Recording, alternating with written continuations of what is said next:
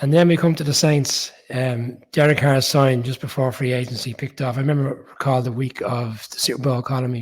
There was conversations about him being traded from the Raiders, and he said he wasn't willing to do any trade, and he wanted to sit tight. And inevitably, it just seemed to be a bold move from him that the Raiders should really cut him loose. He goes to the Saints, and I was looking at their free agency activity. I mean, they haven't done a lot. Obviously, Derek Carr is the marquee signing, but you bring in Jamal Williams, and you touched on it in our NFC North review around how productive he was for the Lions last year, 17 touchdowns.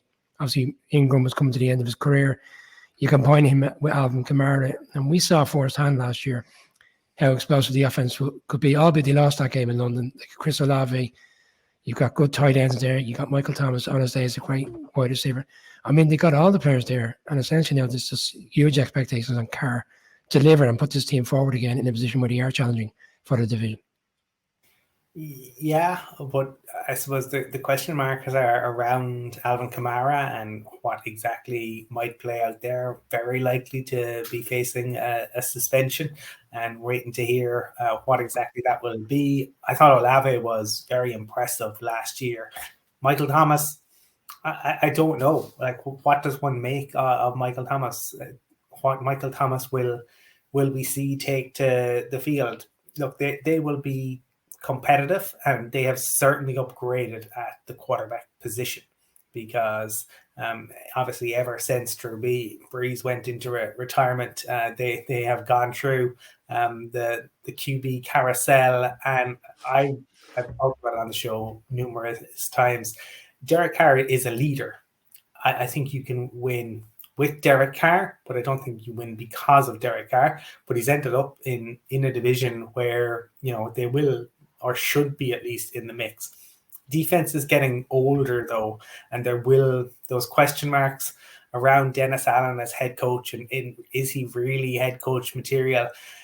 They need to get off to a fast start, I think, because otherwise those question marks surrounding Dennis Allen will, only kind of grow louder. They had such kind of sustained success under Sean Payton, and the fact that he has kind of is gone now. I mean, I suppose last year everyone knew he was probably gone, but there's always that hope against hope that maybe he was going to come back, and that's been well and truly dashed. So, given the division, all things are possible, but it's tough to look at them and think, oh yeah, they're ready to take this division by the scruff of the neck.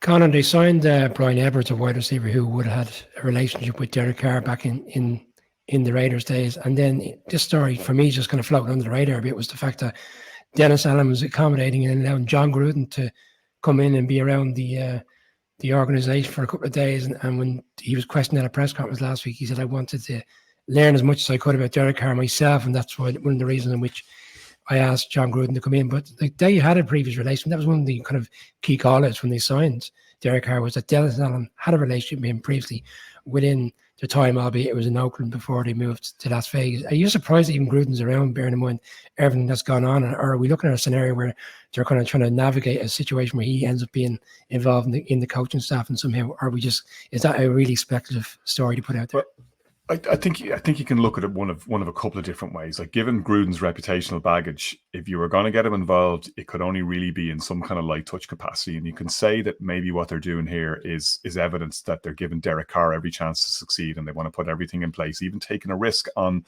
bringing in Gruden in whatever kind of consultant role or however exactly they've described it. On the other hand, maybe they were flying a kite here and seeing, we can bring him in without there being too much furore. Maybe there is a bigger role, and I don't think that's outlandish to suggest that that's what they may be thinking. Look, we live in a post-Deshaun Watson league now, and sorry to bring him up for the second time, but teams will do, unfortunately, some teams will do whatever it takes, regardless of what the morality or what the ethics of it are. And, Gruden is a guy who carries a huge amount of baggage from what's happened historically, and we've seen the fallout and how that ultimately impacted on Dan Snyder, who had to sell out of the Commanders, who we've talked about in another podcast, and the disaster that whole ownership was, and Gruden tainted as part of that, unfortunately. Why wouldn't they bring him in? I'm sure is how they'll look at it, unfortunately, if they think that that's what's going to help them get to where they want to go. They are in a place, though, where you kind of feel like they've taken almost the fans' view of their own division and gone, everybody said, oh, this isn't going to take much to win this division, so we haven't really done all that much. I mean, Derek Carr, I think, is definitely an upgrade on Andy Dalton. Is he that much of an upgrade, or do you really see them making a big jump forward, particularly given, as Colin said, the question marks around how much of Alvin Kamara are we going to see next season? How long is that very likely suspension, by the looks of it, going to be, and how much is that going to disrupt them? I also think you hit on something, Colin, when you mentioned the Sean Payton situation. Remember, Sean Payton is obviously back in the league. The last thing that Dennis Allen will want is to get off to a slow start and see Sean Payton get off to a flyer with that franchise in the AFC West that we'll be discussing at some point, I'm sure, in length over the season.